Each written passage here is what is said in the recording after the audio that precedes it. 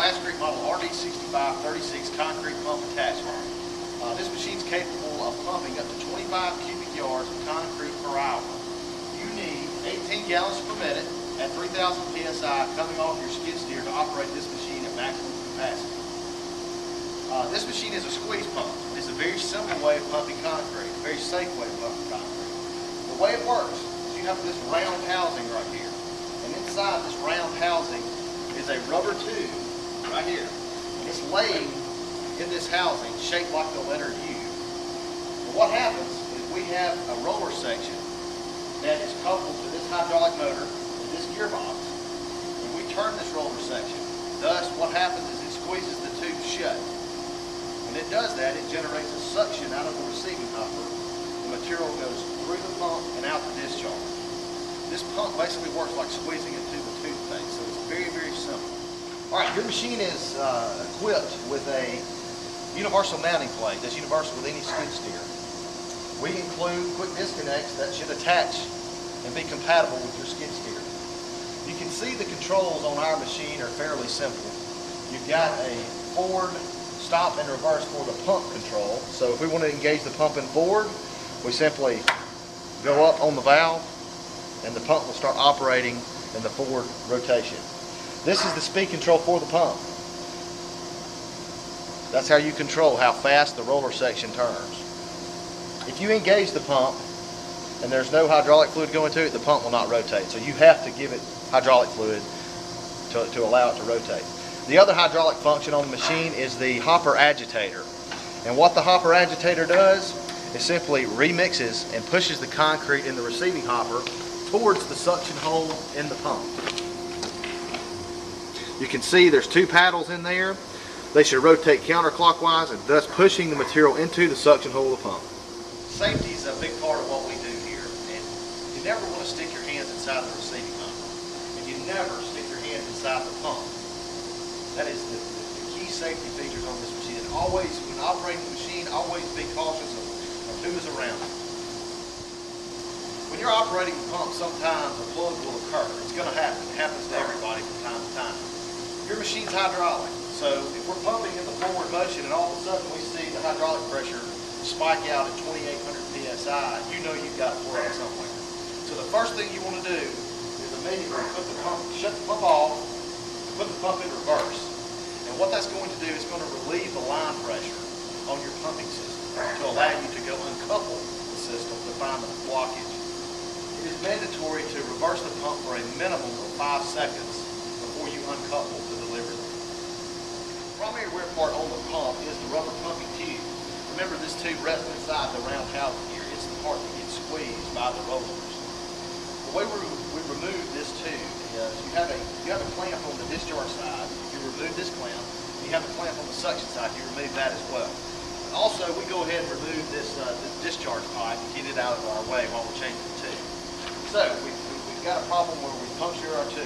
We've got our clamps removed. The first thing we do is we engage the pump in reverse. When the rollers start rotating in reverse, the tube will actually come out on this side of the pump. It will slowly move out.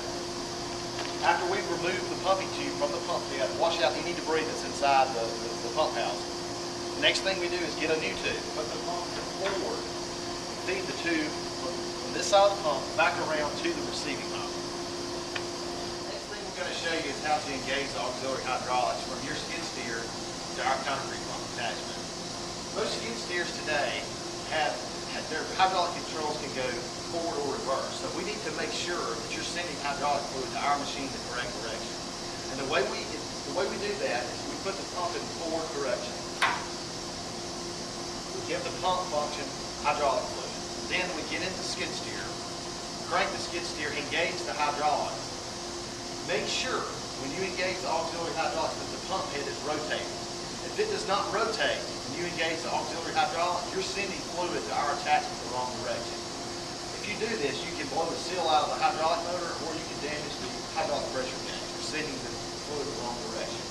So just get into the skid steer, bump the hydraulic, make sure that the pump head starts rotating, and you're good to go. All right, the next thing we're going to do is crank the tractor and engage the auxiliary hydraulics to make sure that the pump head's rotating in the right direction.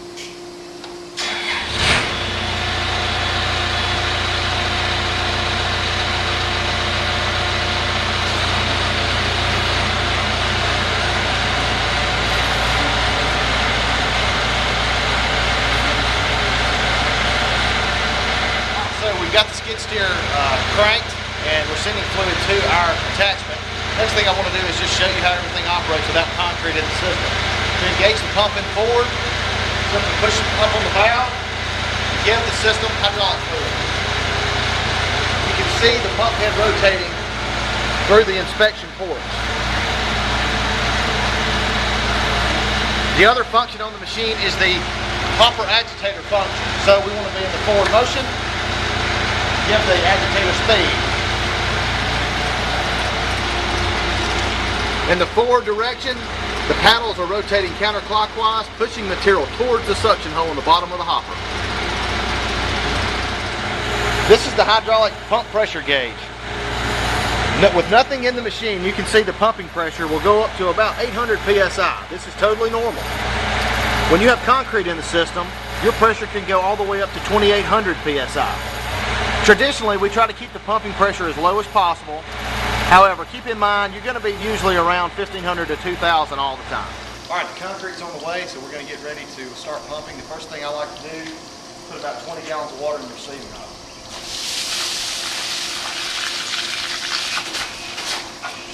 The next thing we'll do is we'll pump the water to hydrate the system, hydrate all the dry hoses. The next thing we pour in line is a hose lubricant. You have to do this at startup every time you start pumping concrete.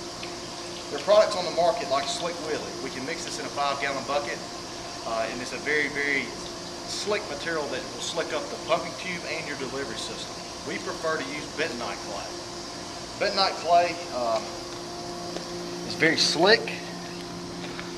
It comes in a 50-pound bag. You simply mix it with water. You can catch it at the end and reuse it. All it does is dry up. You can hydrate it again and use it the next day. Bentonite's the cheapest thing to use, and it works the best in our opinion. When we get done pumping, the last thing we'll do to clean up the pump and the delivery lines is to insert a round sponge ball into the suction hole of the pump.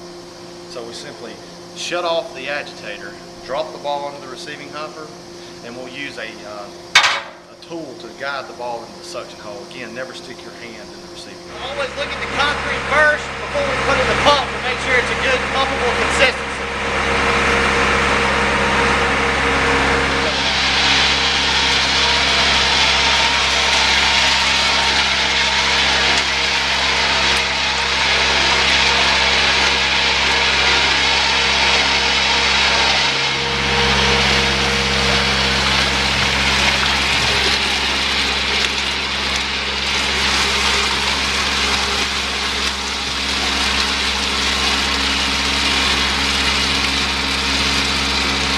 Engage the pump, and we're going to pump slowly to get to the end of the discharge line.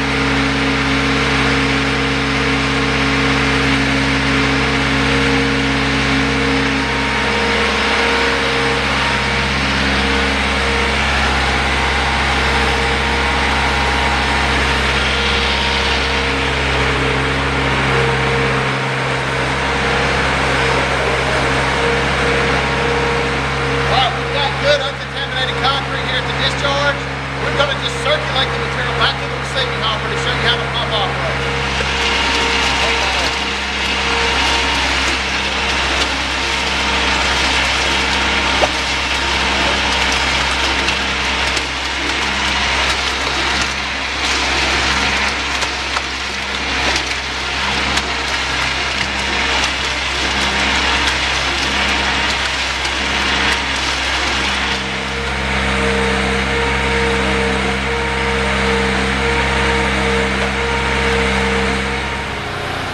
Alright, now it's time to clean up the pump. So we've got our sponge ball we're going to insert into the suction hole of the pump. We put the agitator in the off position.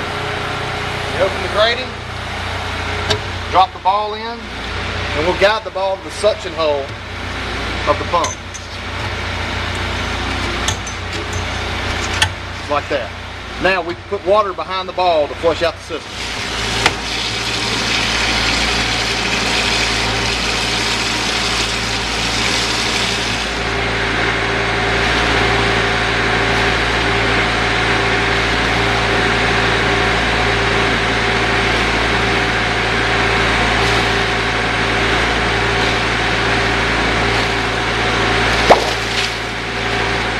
All this residue down after you hydrate it. So what I'll do is put the sponge ball back in the suction hole, wash all the residue out the discharge hole in the bottom of the hopper. Then we'll run the ball through one more time.